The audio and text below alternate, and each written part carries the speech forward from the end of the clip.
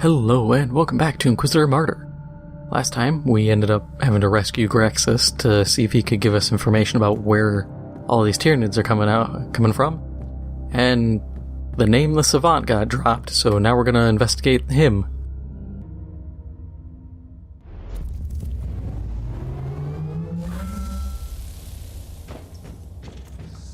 And now comes the hard part. You will need to make these unworthy Imperial subjects reveal the location of the savant. I don't have time to deal with prisoners and interrogations. Noospheric analysis shows various cogitators in the area, all properly cleansed and maintained. Those machines are probably being actively used by these branches to conduct their operations. They might provide the information I need. So, last episode I ended talking about the Thousand Suns, and I was starting to think about that a bit more. Just in the matter of, like, where do you expand Thousand Suns? Because of all the Chaos factions, they really don't get anything special. Like, the Rubric Marines are it. Short of that, they don't really have anything going for them. And I was sitting there thinking about it, and I was like, okay, why don't we brainstorm this and try to come up with something? Because they have the Silver Tower if you go with old, like, epic lore and miniatures, and that's really all they have for, like, unique vehicles. They just don't get a lot. I don't even remember if they get, like, Warpfire Flamers, which would be a very easy thing to introduce. But I know they don't get any, like, special variant of Ogrins. They don't get any cool vehicles. They're just kinda there. And so I was thinking, you know, let's take a Baneblade. Obviously the easy one would be giant Mega Warp Flamer. Not bad. Pretty fitting. Make it hover, maybe. Let's not. That's a little too much. But, you know, giant Flamer. Pretty cool idea. Ogrins, you could always mutate them, give them flame tentacles or something like that. Essentially a giant Flamer of Tzeentch. Or at least like half a Flamer of Tzeentch. For other vehicles, I mean, that's the big problem, is they're so limited in the fact that they're just psychers. You know, they're all just magic dudes. So you can't really run with a whole lot. It's not like the idea I've had before where, you know, you take like Death Guard and you have a Rhino that just carries a ton of corpses and is essentially a respawn point for zombies. Like, that would be cool and fits them. You can't really do anything like that for Tzeentch. Like, you could have one with a portal that spews out flamers and horrors. Probably pink horrors, but that's a little too powerful.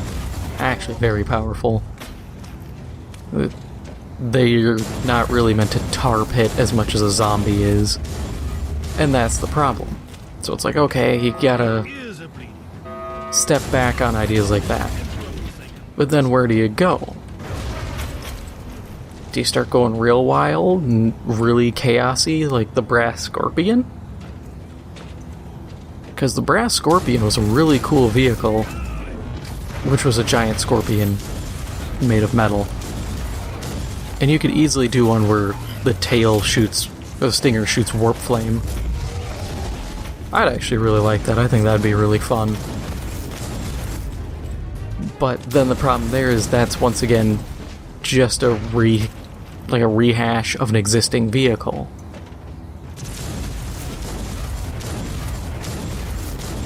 I could see maybe Helldrakes. You know, they're the Chaos Space Marines flying dragon monster that looks really cool but isn't very practical 9 times out of 10. You could do... Actually, I like that idea. You do mini versions, and essentially you have them be like wyverns. Instead of Hell Drake, Hell Wyvern. You can field multiple, you could almost make them like very... I mean, it's obviously Tzeentch, so it's glass cannon, but they're... I'm trying to think, like the equivalent of like a helicopter. You know, you use them more in infantry combat, as a support unit. They can't carry anybody, but like a blight drone.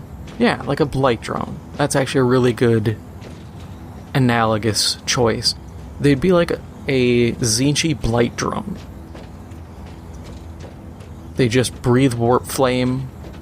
You know, they're fancy dragon looking.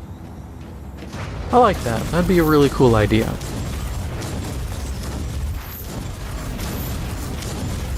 Infantry, I feel like infantry is kind of screwed. Because once again, warp flame flamer, that's all you really got. Unless you want to start... Yeah, the problem is everything just gets like, it's just a retextured version of something that exists. Because it's like, oh, well, you could have Terminators with Reaper autocannons. Okay, but they shoot plasma shots, or like the warp flame shots that Rubric Marines shoot. Okay, that's just a scaled up Rubric Marine at that point. It's not super unique. I mean, I'm not going to complain. You know, you have to settle for certain things. You can't make everything super special, but it just kind of sucks when that's what you get stuck with. But I keep saying, that's just kind of Tzeentch's deal. The god who schemes isn't exactly the most creative guy out there. I'd honestly like to see more use of cultists. You know, because of anyone outside of, obviously, the Alpha Legion, I think... I don't know for certain, but I feel like Tzeentch factions would have the highest number of cultists behind, obviously, Alpha Legion. So it would make sense to give them more cultist auxiliaries. But then what do you do with them? Are they your tar pits? I mean, that's to be expected that they would be, but it's just kind of a where do they fall in line with everything?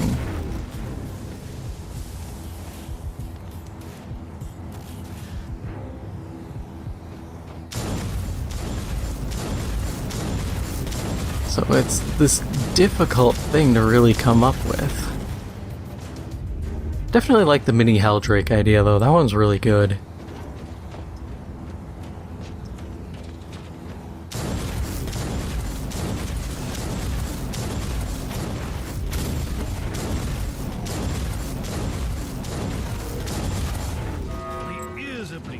Man, I'm just trying to think. It's the more I think, the more difficult it becomes, because there's just not a lot of options.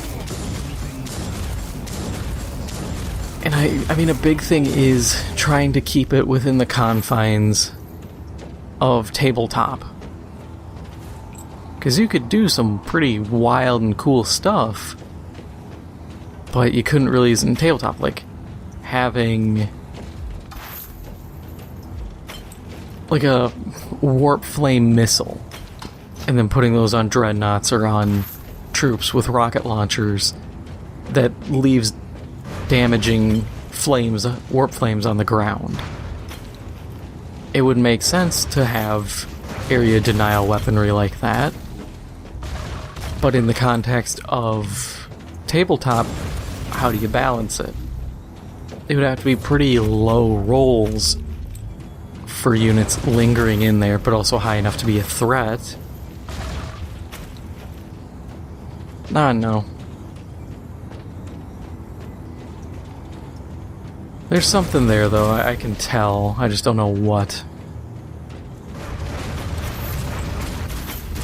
Man, it feels good to just destroy all those barrels. Let's see what happens now.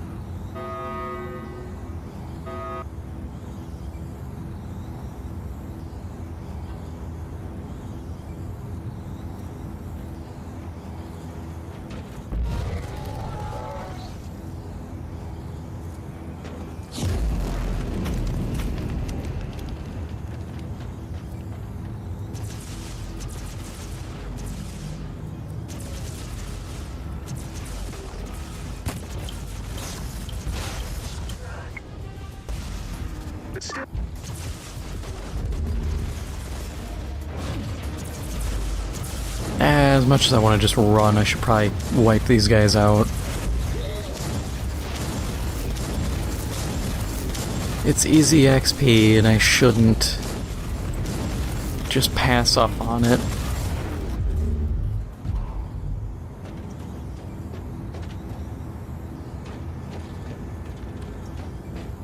That is the most pointless teleport I've ever experienced.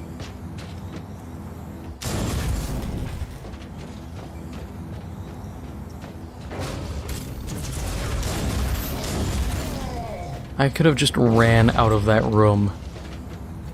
It's not like it put me, like, in this upcoming intersection or the one to the right of it.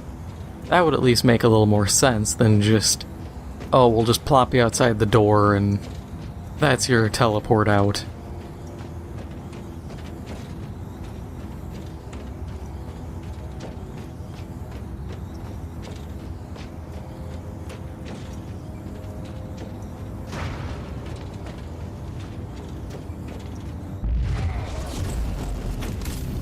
I guess thinking too, it's challenging to come up with new units because you end up, actually in the end a lot of these factions are already Flanderized to such a degree you can't help it.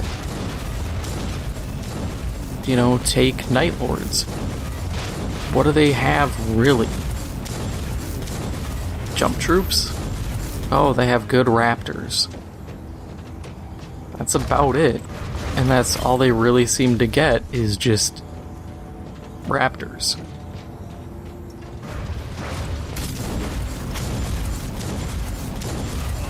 I guess to a degree it makes sense, because the more unique you make each faction, the more difficult it becomes to balance. Because then it shifts away from like, oh, these are just kinda reskins of the same faction, you can make whatever you want to a degree. It shifts from that all the way to, yeah, it turns out there's actually like a dozen Chaos factions under Chaos. And then God knows it's going to take even longer for the codices to come out, and it just puts the other factions even further behind in the list. And they're already taking their sweet time updating everybody else. Let's see what happens. Granted, I really do think that should just be... Editions should definitely take longer. They should not be as steadily pumped out as they are, because you essentially hit a point where you release a faction, you get everybody updated, and then you're like, well, time to reboot everything and undo all the changes we did. Even though every year they've been doing changes to the factions who've already been updated, because that's what chapter approveds are. And it just... oh god, I hate it. Additions should really only come into play when major story elements happen, or when major gameplay changes occur.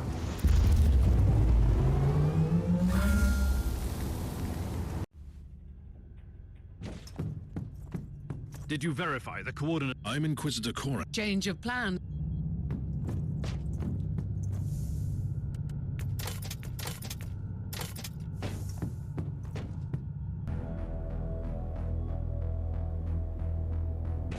Tech Priest, I need some ideas.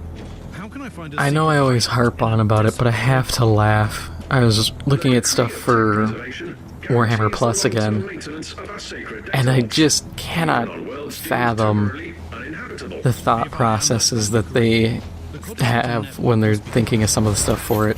Like, oh, you can access all your character sheets in like a army builder on your phone with our app, and I'm like, you realize people already have sites that do that for free, right? Instead of trying to like shut down those creators who made those things, why don't you just, offer a better version for free and just move on, instead of trying to like leverage that in their bundling stuff? It's like, no, don't do this. Or it's like, oh, you can access all the codices. I'll be honest, that's what Wahapedia is for. I know some diehard fans don't like to hear about that, but it's like, look, there's already people who have aggregated all the information and updated online. It's hard to really beat that when it's free. Yeah, the site isn't exactly the most user-friendly, but, you gotta acknowledge things as they are. You can't sit there and be like, oh, well, we're just gonna charge for this. Yeah, people should definitely support the company, buy the books and stuff, but once again, it just seems really dumb to be like, oh, here's the paid version of something that's already free. Why am I gonna bother with that then?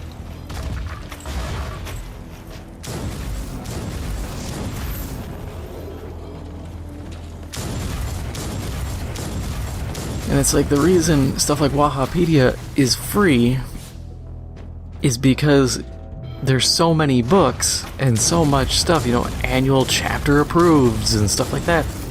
You price out people. Basic business. You start pricing people out, that becomes a problem. You look at Netflix, they're complaining that there is 100 million users who aren't paying for Netflix, but they're having like a password shared with them. And all I could think is, yeah, well, when you're charging like $20 a month, those people probably got priced out, and maybe they pay their friend like $10 a month. And they're like, hey, just share the password, we'll go half-seas on it.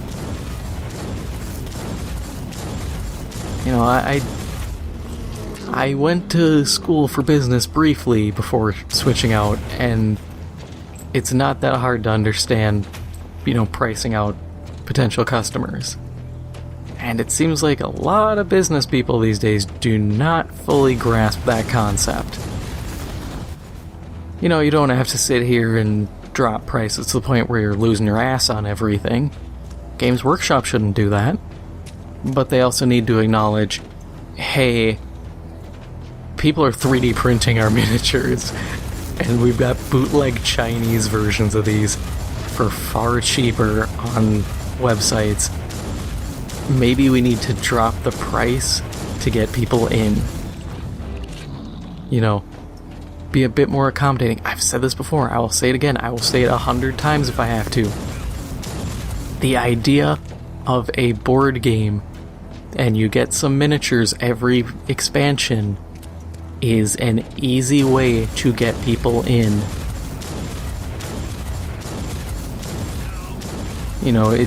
That will get people in super easy, and it gets people interested. And then they can leverage what they have.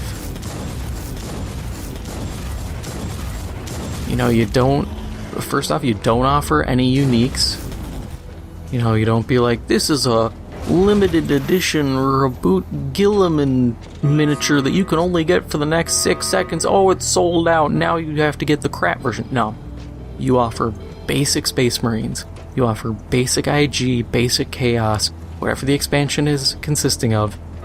Basic versions that anyone can get from any other set, so that the people have standard stuff that they can use. Then they can start buying the specialist stuff. Doesn't mean you price jack, HQ units to be $80 a miniature. You just lower them a little bit so that people are like, oh, well, I already have the set. Sure, I will just pick up what I need. I really wish they would do it, too. Ever since I saw that one miniature set they had at Target, I was like, this is a prime thing you could do. But, I mean, it's not like I ever reached out to Games Workshop. And I mean, it's not like they would listen. That's always the curse. You either have to have an in, you know, somebody who already works there and can, you know, whisper in the right ears, or you have to have immense clout. Neither of which I have. I don't even have normal clout. I am a cloutless loser, realistically. And it sucks because, I mean, I'm not gonna sit here and be like, I'm the greatest. I'm not. I'm just average. I just spew ideas when I record. That's my special thing. But it's like they really have some potential, and Games Workshop just doesn't capitalize on it.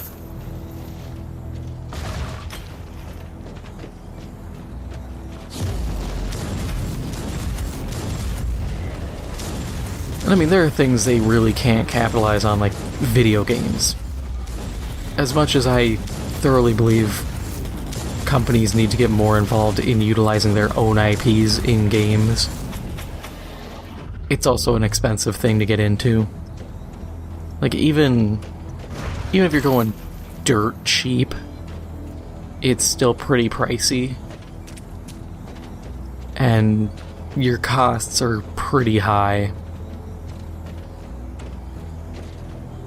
Because, I mean, basic concept, you know, if you make a game for $60 million, you need to sell at bare minimum, if you were getting 100% of the earnings, you would have to sell 1 million copies at $60. Now, are you going to get 100% of the earnings? No, definitely not.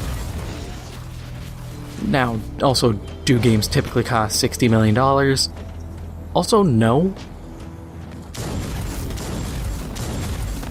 That's actually very high up, but there's a problem with that because it can cost that much, but it depends on studio size, and I've complained about this a million times. Managers managing managers. You know, how bloated is a company? Studios can put out really good stuff pretty cheap. Look at Evolve. As much as people rag on Evolve, sometimes rightfully so, the game got bought for, when THQ had to sell out, it was like $10 million, I think. Take-Two paid for the studio, the game, and everything that went with it. And they got the game done. Granted, it was Take-Two mismanaged the hell out of the game, but it has potential. And that's the big thing, is it's all about being able to properly manage it. And I don't fully know how good Games Workshop is at management. I know their marketing side is abysmal, but that's to be expected. Not everybody can be a marketing god, and if they were, I feel like companies would have even more money and people in general would have even less. Because they would be convinced to buy everything.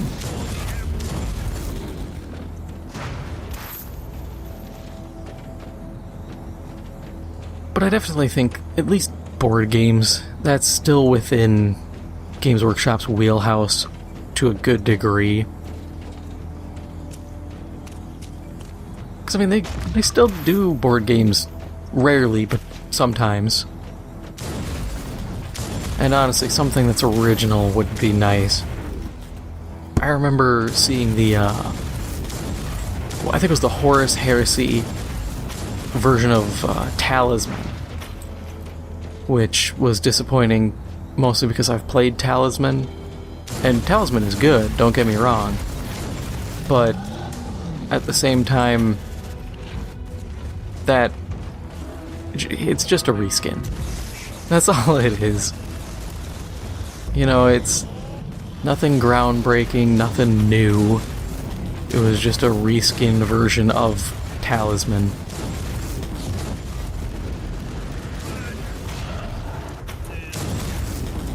And I'm not gonna sit here and act like it's anything but. I see way too many people do that where it's, you know, oh, you gotta understand, it's a unique reskin. It's like, yeah, it's still a reskin.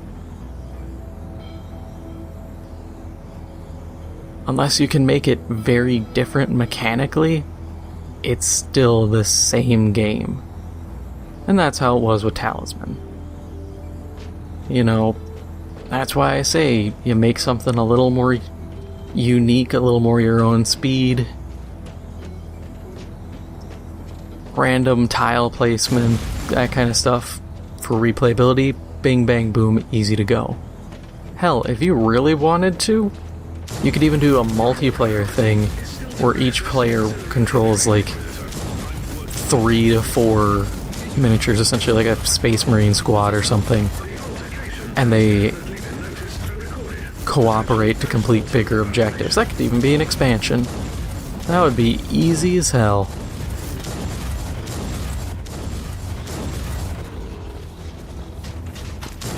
Yeah, big thing is just, it's always the price.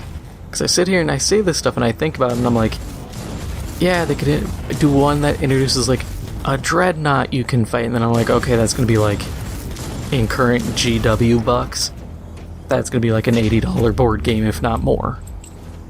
You know, they're going to absolutely reach as deep as they can into your wallet. And I get it, to a degree. Because people would just sit around and buy the sets and be like, oh, I can get a cheapo... literally anything. A cheapo dreadnought? Well, I'll just buy those. Yeah, I mean, drop the price of your dreadnought and then make it so there's still incentive to just buy dreadnoughts straight up.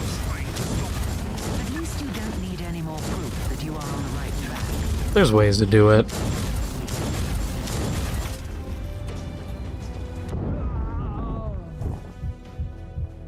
I don't know why I shot that point blank. Oh boy, I hear somebody screaming outside.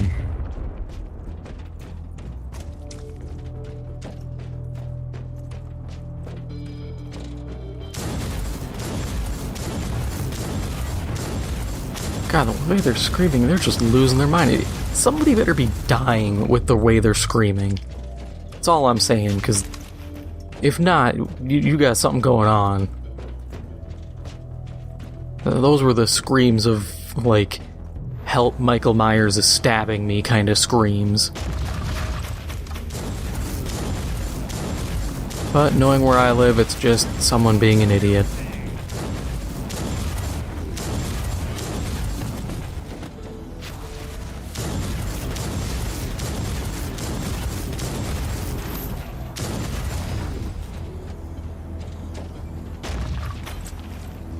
Okay, I gotta go up and across. I was like, have I missed my way over? Let's see what happens.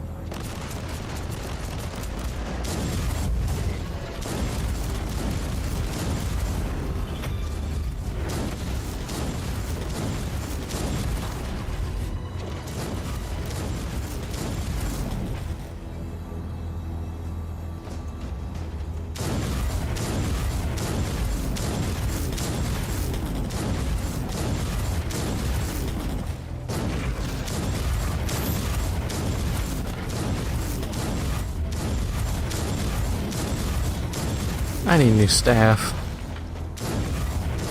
I'm just too reliant on the special ability on it.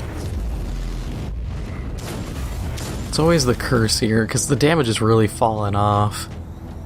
But I feel like I can't... I mean, I can. If I really want to, I can switch off.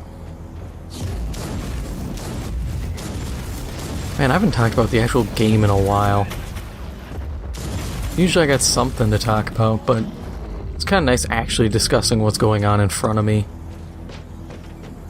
Yeah, I need new staff. This thing is definitely showing its age. It's like a level 26 requirement. So, you know, it's a little outdated. But the problem is the last one I got wasn't that good. In terms of, like, power comparisons, it was still, like, 30 points below, and it was a level 47, I think, relic, and I just sat there thinking, how are you, like, 20 levels above and still worse?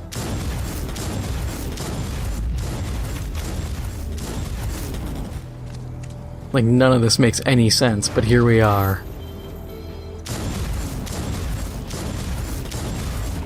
And I would just run the... what mission is it? There's the one repeatable mission that's like the pain amplifiers. Because that pays out pretty good if you can get good chain kills and are able to destroy the machines quickly. Which I don't know if I'm at that level. But the problem is, even though you can get a good number of legendaries, and, I mean, purples, and which I think are epics, and then relics, some of those relics, actually, a lot of them just sucked. I remember getting them the first time I went through, and I opened like 24. And I was just floored, because I was getting all these relics, and I was like, oh, this is so cool! I'm gonna be able to swap out all my gear. Went through them. The rolls were abysmal. I don't know if it's the loot pools for those packs weren't updated with additional DLCs, or what the deal was, but it's either they weren't updated with DLCs, or I just have really terrible luck because they were all trash. I dumped every single one, and I wasn't, like, actually, you know, down in the dumps bummed, but I was just sitting there going, man, this really sucks. I spent, like, 30 minutes just hauling ass, making sure I got every one of these things shut down, and this is all I got. The XP wasn't bad.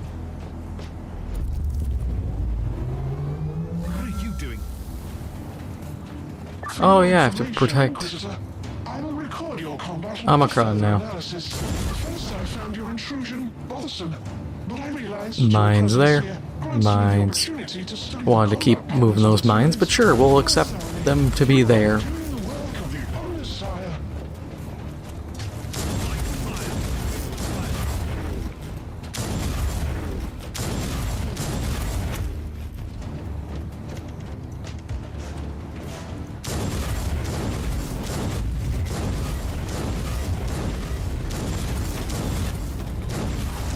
I know I'd talked about this a while back too, but I was thinking about music and 40K. Because that's... I've said it before, I'm not a fan of just all the Gregorian chants. Being like, oh yeah, this is all the music that is 40K. It's just guys going, whoa. That gets tiring.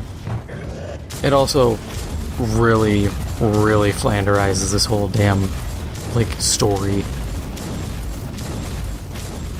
It's like you're telling me no one has thought of picking up a guitar in the past 38,000 years.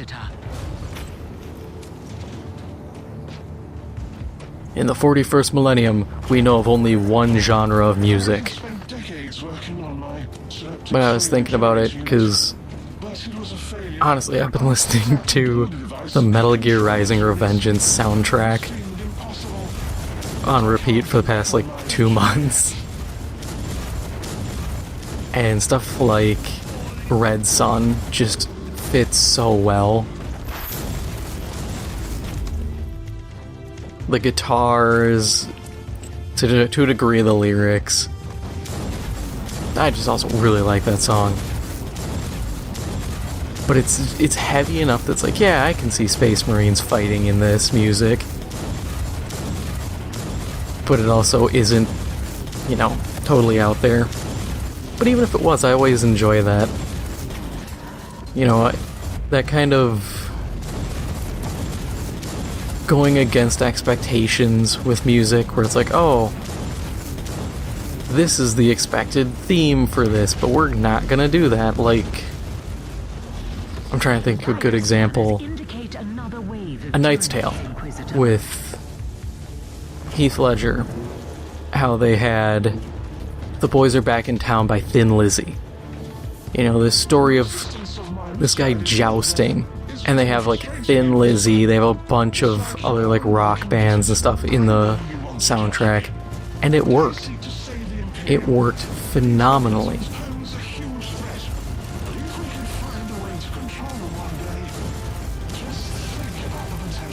You know, it's stuff like that, or...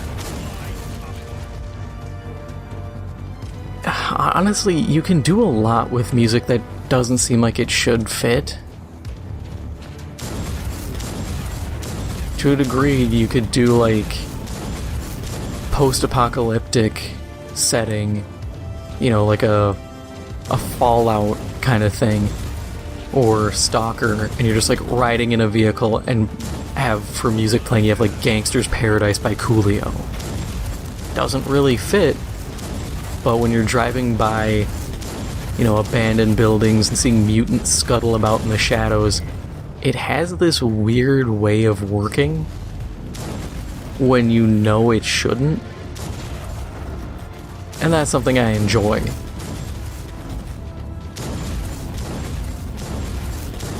I know it's used a decent amount in some movies by... Oh my god.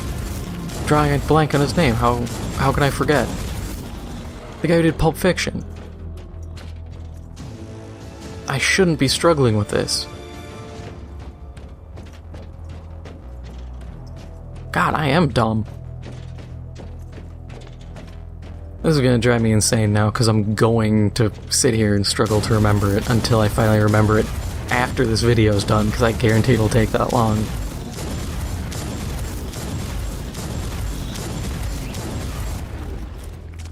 I'll remember it eventually. Don't worry. I'm dumb, but I'm not that dumb.